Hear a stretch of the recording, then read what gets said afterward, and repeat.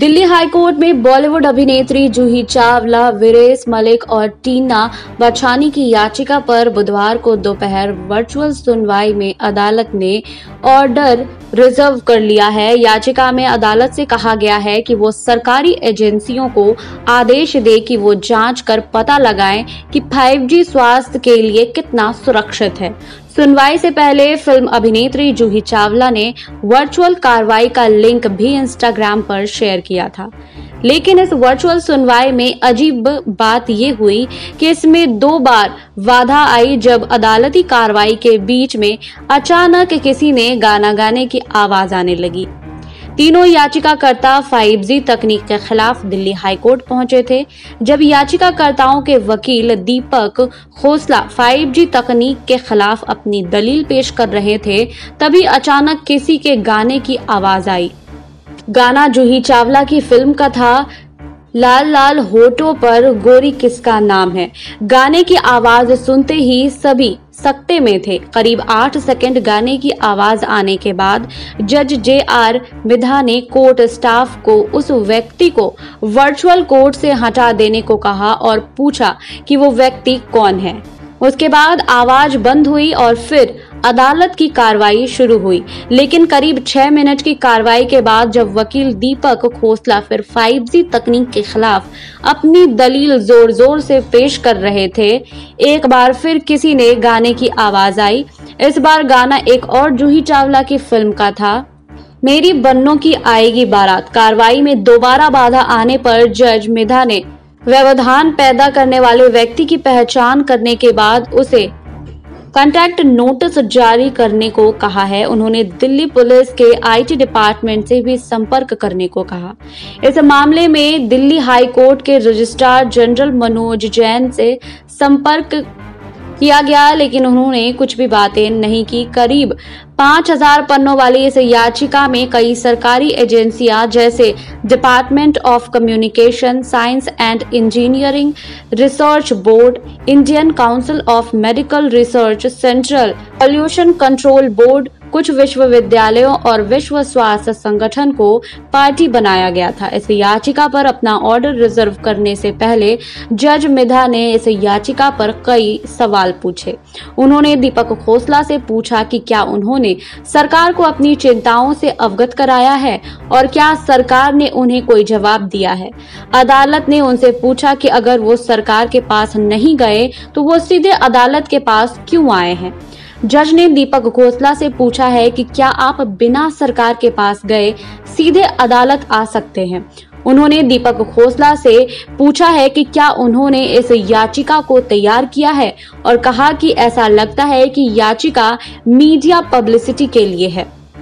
वहीं साल 2011 की एक रिपोर्ट के मुताबिक मालाबार हिल में रहने वाली जूही चावला अपने घर से 40 मीटर दूर सह्याद्री गेस्ट हाउस पर लगे 16 मोबाइल फोन टावर से स्वास्थ्य पर होने वाले असर को लेकर चिंतित थी। जब IIT मुंबई के एक प्रोफेसर ने जांच की तो पाया कि उनके घर का एक बड़ा हिस्सा कथित तौर पर असुरक्षित था।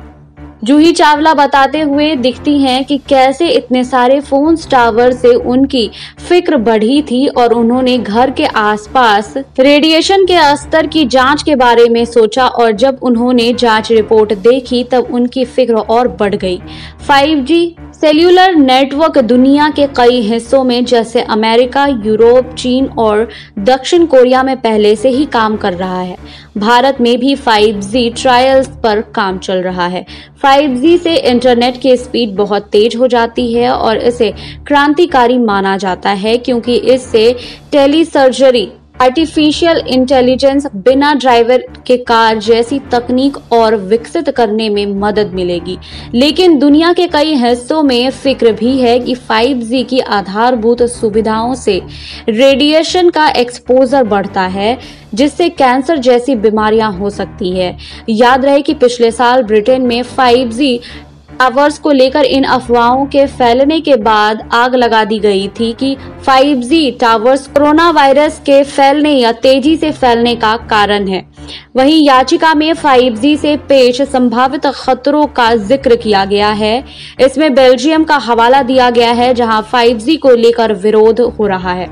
याचिका में दावा किया गया है कि एक तरफ जहां सेल्यूलर कंपनियां खतरनाक तेजी से सेल टावर लगा रही हैं ताकि कनेक्टिविटी बेहतर की जा सके, वहीं 5000 से ज्यादा ऐसे वैज्ञानिक शोध हैं जो कथित तौर पर बता रहे हैं कि नेटवर्क प्रोवाइडर्स की इस लड़ाई में लोग मौत का शिकार हो रहे हैं। याचिका कहती है कि अगर टेलीकम्युनिकेशन इंडस्ट्री का 5G का प्लान कामयाब हो गया तो कोई व्यक्ति, कोई जानवर, कोई चिड़िया और कोई पत्ता भी रेडियो फ्रीक्वेंसी रेडिएशन से हर क्षण पेश आने वाले रेडिएशन से बच नहीं पाएगा और इस रेडिएशन का स्तर आज के स्तर से 10 से 100 गुना ज्यादा हो सकता है।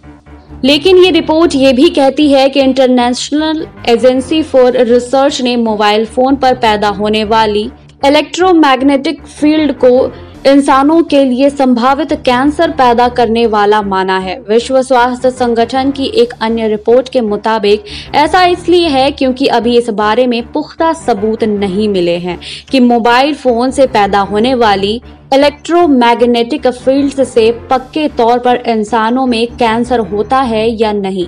साल 2018 की अमेरिकी सरकार की एक रिपोर्ट में पाया गया है कि रेडियो फ्रीक्वेंसी रेडिएशन से ज्यादा एक्सपोजर से चूहों के दिल में एक तरह का कैंसर जैसा ट्यूमर हो जाता है। इस शोध के लिए चूहे के पूरे शरीर को मोबाइल फोन के रेडिएशन के एक्सपोजर में 2 साल तक रखा गया और हर दिन 9 घंटे ये चूहे एक्सपोज होते रहे। शोध करने वाले एक वैज्ञानिक लिखते हैं कि मोबाइल फोन के रेडिएशन को जो इन चूहों ने सहा वो किसी इंसान के अनुभव से बहुत दूर है, इसलिए इस शोध का आपको जीवन पर असर नहीं पड़ना चाहिए। वहीं क्या मोबाइल फोन स्वास्थ्य के लिए खतरा है, इस पर अमेरिका की एक रिपोर्ट कहती है कि अभी तक ऐसा कोई सबूत नहीं मिले हैं इससे इंसानों में कैंसर का खतरा पैदा हो। वहीं साल 2020 में विश्व स्वास्थ्य संगठन की एक रिपोर्ट के मुताबिक वो 5G सहित सभी रेडियो फ्रीक्वेंसी के एक्सपोजर से होने वाले स्वास्थ्य पर खतरे को लेकर एक रिपोर्ट 2022 में प्रकाशित करेगी। वहीं साल 2019 में कई भारतीय वैज्ञानिकों ने भी सरकार को 5G के खिलाफ पत्र लिखा था। अब 5G नेटवर्क स्वास्थ्य के लिए बेहतर है कि नहीं, इसके लिए हाई कोर्ट में जूही चावला ने याचिका दायर कर दी है। अब देखना ये होगा कि इसमें आगे क्या क्या बातें सामने खुलकर आती हैं।